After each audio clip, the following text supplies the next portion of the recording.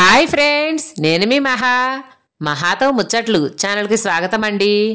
ఎలా ఉన్నారు అందరూ? అందరూ బాగుండాలి, అందులో నేను ఉండాలి. ఈరోజు మీ ఇంట్లో ఏం స్పెషల్ చేసుకున్నారండి? మా ఇంట్లో అయితే చేపల కూర అండి. ఈ కూర ఎంత బాగా కుదిరింది అంటే అసలు నేను మాటల్లో చెప్పలేను ఫ్రెండ్స్. చెరువు చేపలండి ఇవి. ఏ మాటకు ఆ మాట చెప్పుకోవాలి. చెరువు చేపలకు వచ్చేంత రుచి మరి ఏ చేపలకే రాదు ఫ్రెండ్స్.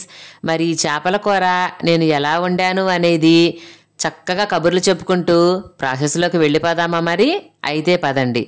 అసలు ఈరోజు మార్నింగ్ ఏం జరిగిందంటే మా ఇంటి ముందుకి చేపలు అమ్మడానికి వచ్చారండి. ఇవి చూసారా? కొరమేను పిల్లలంట.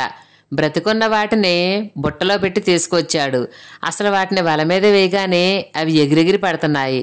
నాకు వాటిని చూడగాలని తీసుకోవాలనిపించింది, కానీ మా వారేమో అవద్దు, నేను సాయంత్రం చెరువు చేపలు తీసుకొస్తానన్నారండి. అందుకే ఆ కొరమేను చేపల్ని కొనలేదు. సాయంత్రం ఆయన చెప్పినట్టుగానే చెరువు నుండి చేపల్ని తీసుకువచ్చారు.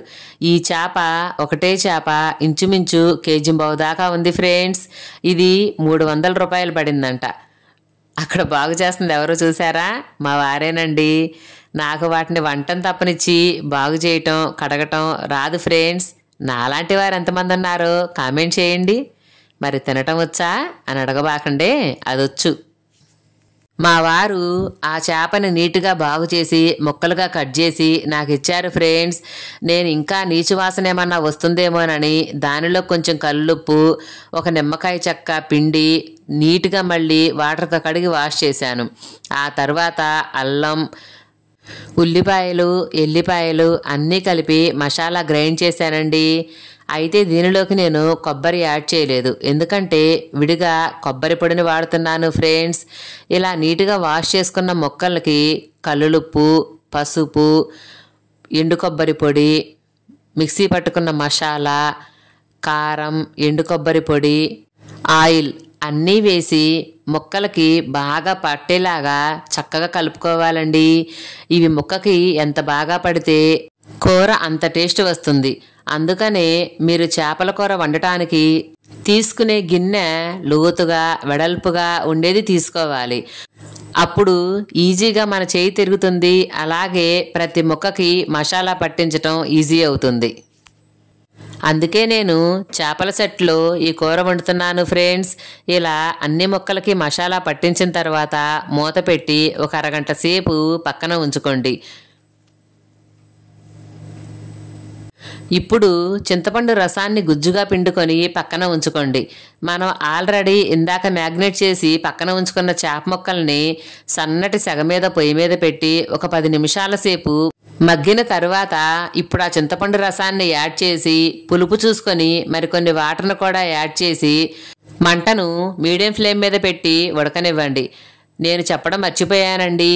ఇప్పుడు వేసిన పొడి మసాలా ఉంది కదా, ఇది యాలకులు, జీలకర్ర, ధనియాలు, దాల్చిన చెక్క, లవంగాలు అన్నీ వేసి కలిపట్టిన మసాలా అండి ఇది.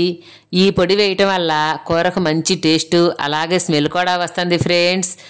ఇక చివరగా పుదీనా, కొత్తిమీరను యాడ్ చేయండి. పొరపాటును కూడా గంటె వాడద్దు ఫ్రెండ్స్. ఇక్కడ నా చిన్నప్పుడు జరిగిన సంఘటన ఒకటి చెప్పనా?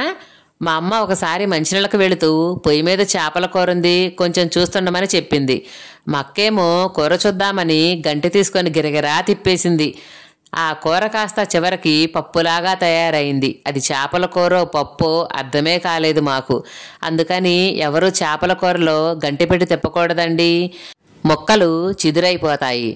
సరే, ఓకే అండి, మన కూర రెడీ అయిపోయింది. మరి భోజనం చేసేద్దామా? అయితే రండి. మరి చేపల కూర ఎప్పుడు వండినప్పుడు అప్పటికప్పుడు తినేదానికంటే కూడా ఒక పూట గడిచిపోయిన తర్వాత తింటే దాని టేస్టే వేరుగా ఉంటుందంట ఫ్రెండ్స్. అది నిజమేనండి. నేను ఈ కూరను మధ్యాహ్నం వండాను, కానీ మేము నైట్ తింటున్నామండి. అయితే ఇక్కడ నాదొక సలహా. నైట్ చేపల కూరతో భోజనం చేసేవాళ్ళు మరీ లేట్ నైట్గా కాకుండా కొంచెం ఎర్లీగా భోజనం చేస్తే చేపల కూర అరుగుతుంది. లేదంటే కొంచెం గ్యాస్ ప్రాబ్లం ఉన్న వాళ్ళకి ఇబ్బంది అవుతుంది ఫ్రెండ్స్. అదొకటి గుర్తుపెట్టుకోండి, ఓకేనా? మరి నా వీడియో నచ్చిందా? నచ్చితే లైక్ చేయండి, షేర్ చేయండి, సబ్స్క్రైబ్ చేసుకోండి ఫ్రెండ్స్. Please support me.